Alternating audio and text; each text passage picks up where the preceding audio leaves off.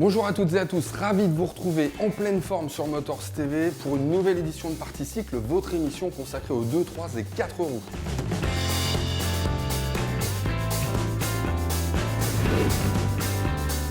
Autant que je vous prévienne tout de suite, la rédaction de Motor Live et moi-même, nous vous avons préparé un programme qui risque fort de ruiner votre brushing. Il y a de grandes chances qu'on vous mette la tête à l'envers, enfin moi non, mais Philippe Chanin, lui, c'est sûr. Il s'est rendu en Espagne pour essayer un véhicule absolument ébouriffant, le Polaris Slingshot, un engin improbable à 3 roues qui ressemble à un cabriolet, mais qui a quand même tout d'une moto en termes de sensation. Il n'était pas le même en revenant de cet essai. Un petit peu comme Alain Campbell, il a changé depuis qu'il est allé se rouler dans les dunes californiennes avec le Yamaha YXR 1000, autre engin diabolique à 4 roues cette fois, une sorte de buggy tout droit sorti de l'enfer. Et pour se détendre un peu avant de se quitter, et encore que, on retrouvera Maya Camus, le poisson pilote, tout à fait, pour l'essai d'une moto qui a de grandes chances de faire le bonheur des futurs permis A2, la Kawasaki Z300. Ce sera donc en toute fin d'émission. Pour commencer, Maya toujours, elle nous invite elle aussi en Espagne, près de Valence, pour l'essai de la très séduisante Triumph Street Twin. Here we go, comme on dit là-bas.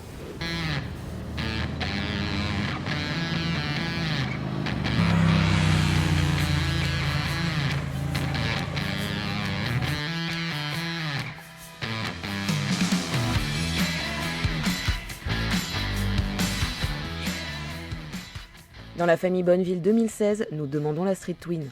Plus accessible à tout point de vue que les nouvelles T120 et Truckstone, c'est celle qui reste la plus proche du précédent millésime. Pourtant, tout a changé, grâce à une savante recette relevant les saveurs du passé d'une bonne louche de modernité. On apprécie d'emblée la qualité de finition que Triumph a exigée en standard. Un joli feu à LED fait bien sûr son apparition à l'arrière, et l'on découvre au fur et à mesure tous ces petits détails qui font la différence. Les supports aluminium du phare où trône le logo Triumph, les rétroviseurs bimatières, la selle marquée à l'arrière ou encore le boîtier d'injection façon carbu.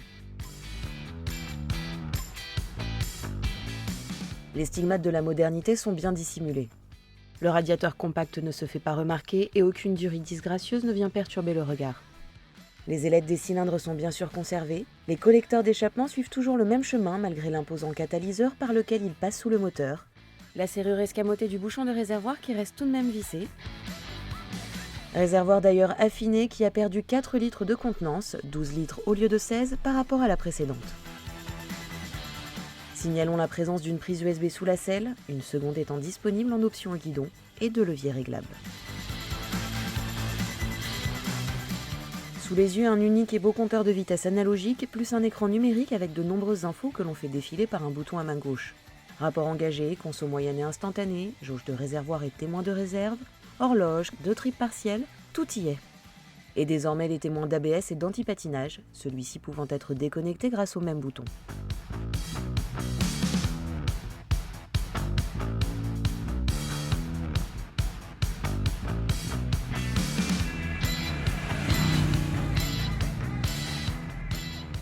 Alors ce qui est flagrant sur la nouvelle Bonneville, c'est qu'elle est vraiment pas haute. 750 mm à peu près, et donc vraiment tous les gabarits là auront les pieds bien à plat par terre. Le guidon il tombe bien sous les mains, les jambes sont un petit peu repliées. On n'est pas du tout sur l'avant, même si la position est un petit peu plus sur l'avant que la précédente Bonneville. Enfin une position décontractée. Elle n'est pas très lourde non plus. Fait 197 kg à sec. Et c'est vrai qu'on sent plus trop le poids une fois qu'on a démarré. Après, dans les petits enchaînements de virages, on le sent quand même un petit peu. Et puis, avec un train avant un petit peu lointain. Petit détail à noter au niveau de l'ergonomie, c'est qu'on a les genoux un petit peu dans le haut des cylindres. Et puis, le moteur chauffe un peu, mais bon, rien de dramatique. La Bonneville 2016 se voit dotée des dernières technologies. Anti-blocage et contrôle de traction, mais aussi accélérateur électronique, ride-by-wire et embrayage assisté anti-dribble. Cela permet de profiter pleinement du tout nouveau bicylindre parallèle, 900 cm3, refroidissement liquide, 4 soupapes, Euro 4, et il retrouve le calage à 270 degrés des premières Bonneville au lieu du 360 degrés de la nouvelle génération des années 2000. Avec 40,5 kW, il perd 10 kW par rapport au précédent 865 cm3, mais il offre plus de couple et surtout disponible dès les bas régimes avec 80 Nm à 3230 tours minute.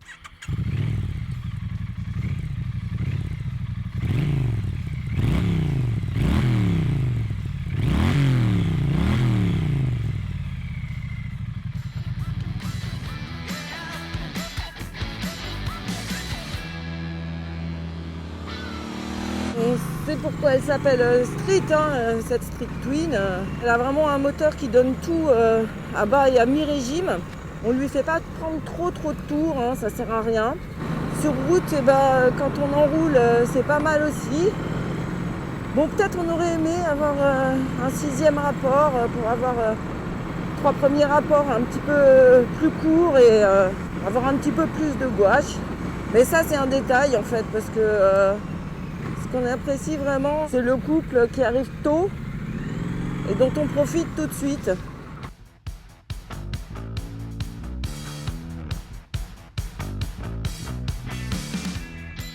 Question freinage, c'est pas mal. L'arrière est assez efficace. L'avant, un petit peu mou. Mais nettement suffisant en tout cas pour cette moto. Et puis n'oublions pas qu'on a aussi l'anti-patinage. Ça c'est toujours bien sur le mouillé. L'anti-patinage, il ne se déclenche pas non plus de manière trop intrusive. C'est comme l'ABS d'ailleurs, il est assez soft.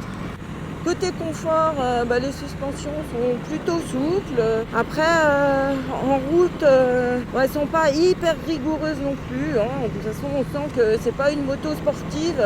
Donc, quand on hausse le rythme, ça gigote un petit peu. Puis le fourche arrive vite en butée. On n'a pas un gros débattement. Mais en tout cas, c'est confortable. Et la selle aussi, d'ailleurs, est très confortable. Par rapport à la précédente Bonneville, si le cadre reste confié à un simple berceau acier, l'empattement est réduit à 1439 mm au lieu de 1490, la jante avant passe en 18 pouces au lieu de 17 et le pneu arrière en 150 mm au lieu de 130. Les pneus Pirelli Phantom Sports Complu vont bien avec un look rétro mais une technologie moderne et permettent de profiter de la garde au sol convenable pour le genre. Côté frein, nous avons toujours un disque avant de 310 mm pincé par un étrier 2 pistons et 255 mm à l'arrière avec un simple piston.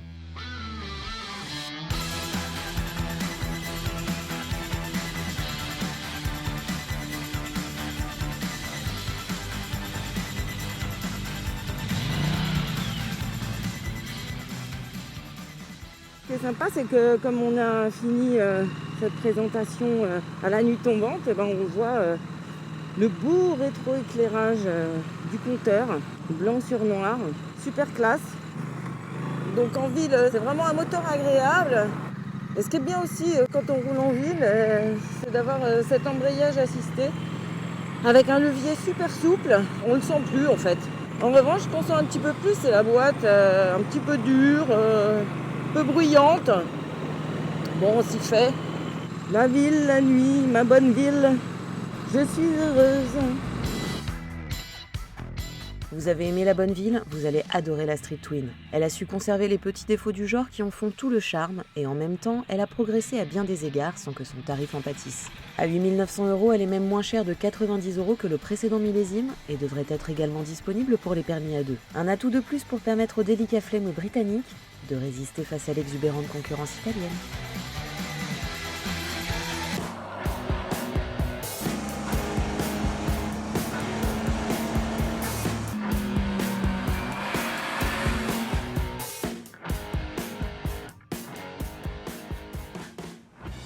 Le Polaris Slingshot, un véhicule aussi amusant que déroutant aux commandes duquel on ne peut pas passer inaperçu.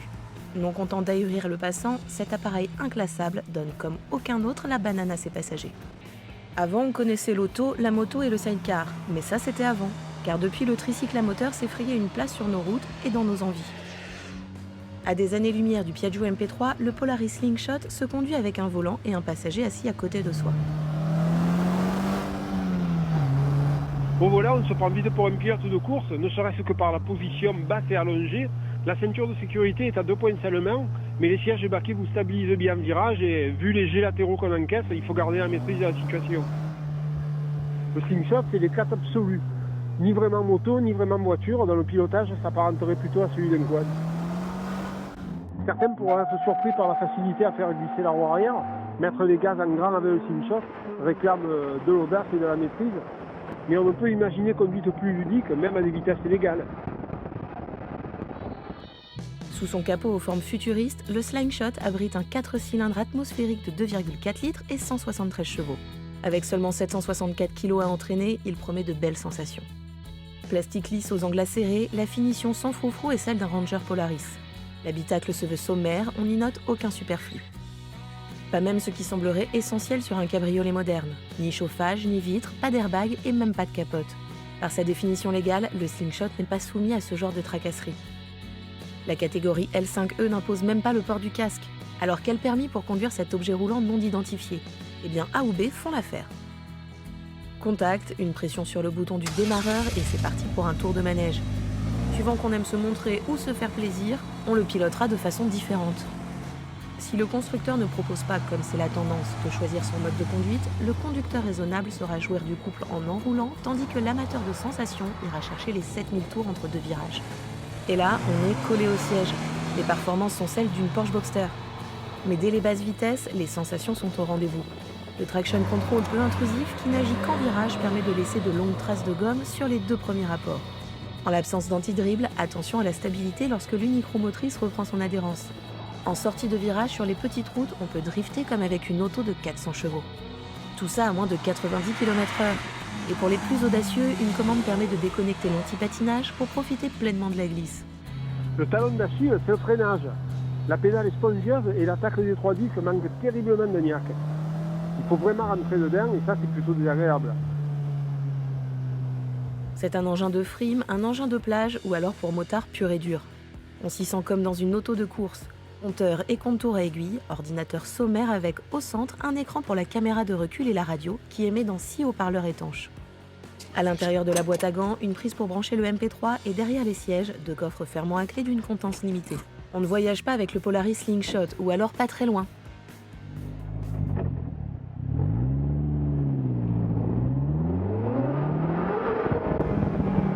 Le confort est plutôt bon, celui des sièges dans le dessin est ergonomique, celui des suspensions qui filtre bien les petits chocs et n'envoie pas de coups de raquette sur les gros.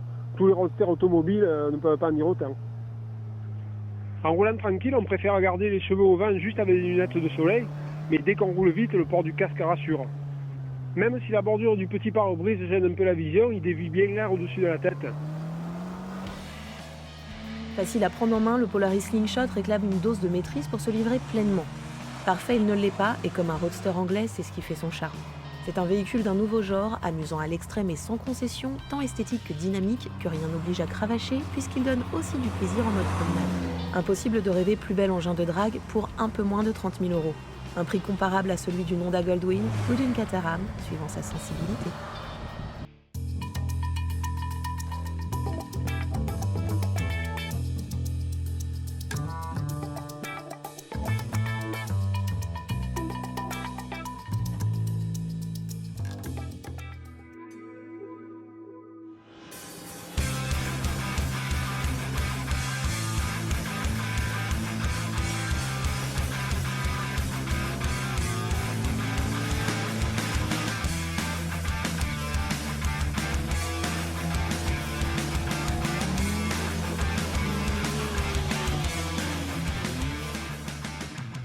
Yamaha a présenté un certain nombre de nouveautés quad et SSV en cette fin 2015, mais qu'on ne s'y trompe pas, la véritable innovation est bel et bien ce SSV Supersport.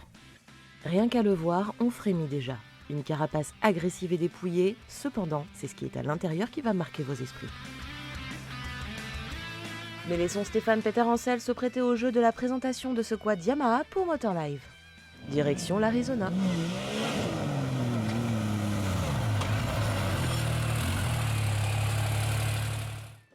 Bonjour, bienvenue à Glamis, Stéphane Peter Ancel. Je vous présente le nouveau Yamaha Miller, un nouveau SSV, hyper sportif. Pour moi, c'était la première fois que je roulais avec un tel engin. Alors, quelques caractéristiques assez simples. Tout d'abord, un moteur issu du motoneige à 3 cylindres de 1000 cm3, qui est normalement sur les motoneiges avec un variateur. Mais là, la grosse nouveauté, c'est que c'est monté avec une boîte séquentielle 5 vitesses façon voiture de course. Première, deuxième, tout s'enchaîne à une vitesse folle. Donc avec un moteur qui prend énormément de tours puisque la puissance maxi est entre 7000 et 11 000 tours. Donc vraiment très jouissif à faire monter les rapports à très haut régime. Donc beaucoup de plaisir. Grosse nouveauté aussi, puisque c'est le premier SSV sportif pour Yamaha, des énormes suspensions Fox, débattement de 400 mm, c'est-à-dire 40 cm de débattement. Des amortisseurs qui font d'anthrax à anthrax 80 cm de long, donc vraiment très impressionnant. tout a été pensé pour que le centre de gravité soit le plus bas possible. Donc bien sûr, il y a cette boîte de vitesse, un différentiel avant, un différentiel arrière, un torque limiteur, c'est-à-dire un limiteur de coupe pour pas, avec les à-coups, casser la boîte. Et donc tous ces éléments sont posés très bas, et ce qui donne un centre de gravité le plus bas possible et une facilité dans les virages déconcertantes. Ce qui est vraiment sympa dans ce genre de véhicule, il y a un nez plongeant aussi. La carrosserie n'est pas haute du tout, c'est-à-dire que lorsqu'on est au volant, assis, on a vraiment un champ de vision qui est quasi comme une moto. C'est-à-dire que là, on va traverser les dunes, mais à aucun moment on se sent dans une voiture fermée avec un champ de vision réduit. Là, c'est comme en moto, une espèce de sensation de liberté. Et en action, c'est tout simplement génial. C'est un petit buggy 4 roues motrices, c'est très proche d'une voiture de compétition, c'est très racé, ça glisse, ça se contrôle bien, ça freine très très fort et surtout ça peut sauter les dunes, ça peut faire des figures exceptionnelles. Donc je ne connaissais pas, mais en tout cas j'ai pris énormément de plaisir. Moi qui suis chez Yamaha depuis 27 ans maintenant, j'ai fait tous mes Dakar avec Yamaha, toute ma carrière d'enduriste avec Yamaha, donc je suis très heureux de pouvoir aujourd'hui conduire un 4 roues.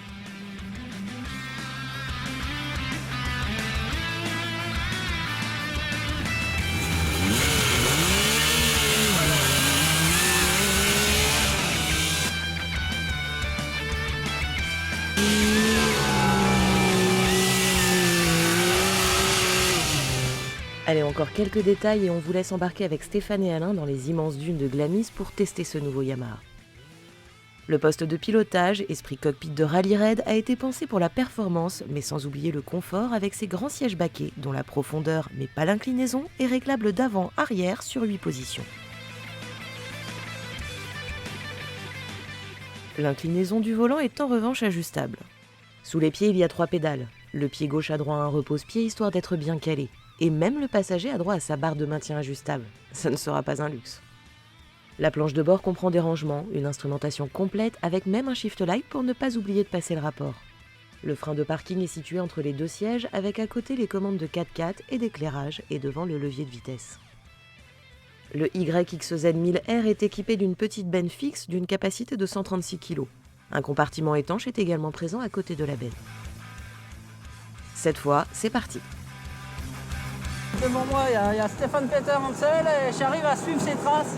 Le nez plongeant de la machine permet de bien suivre la trace, ça c'est super agréable. Là, je regarde mon compteur, on est à 119 km/h. C'est plus qu'impressionnant. Ça bouge pas, c'est facile, hein, ça reste précis sur la trajectoire. C'est bien comme tout. Il y a une bonne répartition des masses par rapport peut-être aux autres machines. Hein. On voit que c'est un produit qui est abouti.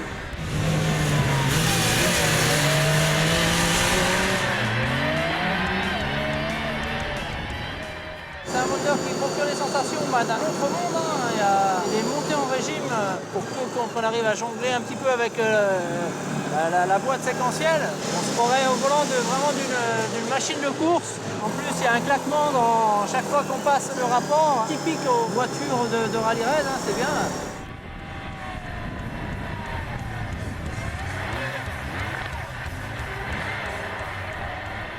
Les amortisseurs Fox, ils font leur travail, hein, c'est pas mal du tout. Là, on attaque une petite série de whoops. La machine n'est pas déstabilisée, ça bouge pas. Je pensais que ça allait rebondir un peu vu qu'il n'y a pas trop de poids à l'arrière, mais non, hein, c'est bien comme tout, elle a une bonne motricité.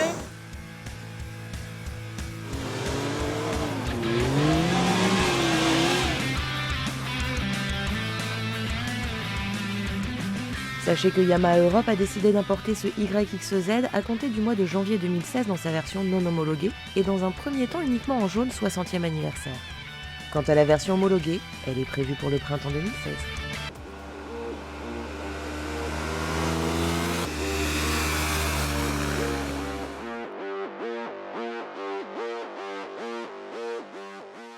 Le permis A2 a incité les constructeurs à proposer en France des motos de moyenne cylindrée, jusqu'ici réservées à d'autres contrées.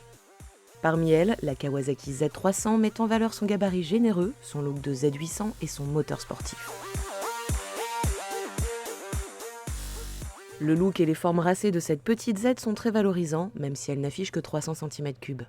La forme de l'optique, les écopes de réservoir, le sabot moteur, la selle dédoublée, les disques pétales, on a bien affaire à une Z. L'instrumentation est complète avec compteur de vitesse analogique et un écran numérique où l'on trouve la vitesse, 2 tripes, jauge de réservoir, horloge et témoin de conduite éco. Sa selle à 785 mm et son poids de 170 kg tout plein fait la rendent accessible à tous et très maniable. En ville, on apprécie son rayon de braquage correct, tandis que ses pneus de largeur réduite contribuent encore à sa vivacité. Alors ce qu'on remarque tout de suite sur la Z300, c'est qu'on est bien sur une Z. Alors, on est un peu penché sur l'avant, mais pas trop, et c'est bien ferme. Bon, ça s'outille sur les aléas du bitume, l'amortisseur notamment est bien ferme, mais on s'y fait. Là, c'est un petit gabarit, donc le poids n'est vraiment pas un souci, et en plus l'arcade de selle est fine, ça facilite vraiment de poser ses 2 pieds bien à plat à terre.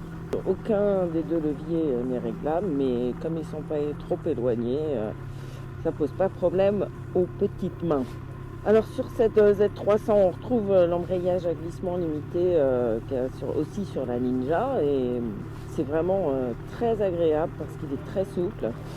Et ça va d'ailleurs avec la boîte qui elle aussi est vraiment très douce dans son fonctionnement.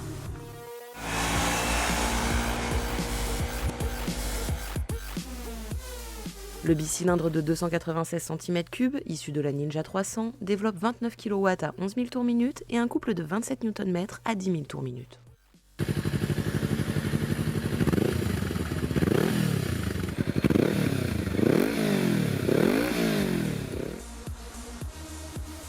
Sur route, sa légèreté la rend très facile à emmener dans les successions de virages, qu'elle avale avec précision et l'autoroute ne met pas à mal sa stabilité. En revanche, question protection, cela reste un roadster, même si les écopes épargnent un peu les jambes et il faudra adopter la position limande pour soulager ses vertèbres. On a donc un moteur au caractère sportif, qui est un petit peu creux à bas régime, mais qui adore être cravaché. Il est super agréable dans les tours. La zone rouge commence à 13 000 tours, c'est pour dire. Le freinage est confié à un simple disque de 290 mm à l'avant et à un disque arrière de 220 mm, chacun pincé par un étrier 2 pistons, le tout avec ABS en option, très discret au demeurant.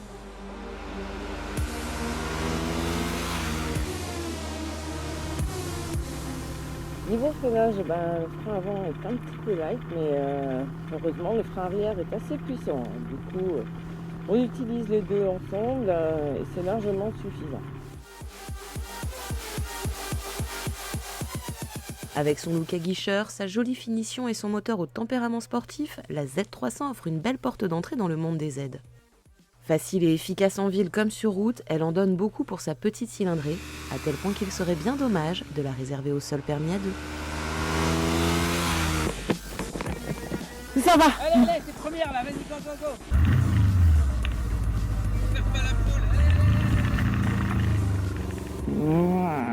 C'est la fin de cette émission, on espère que vous vous êtes régalés. Si vous avez manqué le début, cette émission est bien sûr rediffusée sur Motors TV, mais vous pouvez aussi retrouver toutes nos vidéos sur Motor Live TV ou nous lire sur motoservice.com. Très bonne fin de journée à tous, bye. Si vous avez manqué le rébut, oui, ça va être une californienne avec le Yamaha YXR, hop, un petit peu comme Philippe Campbell, il a changé depuis qu'il est allé se rouler dans les dunes californiennes avec... Un petit peu comme Alain Campbell, il a changé depuis qu'il est...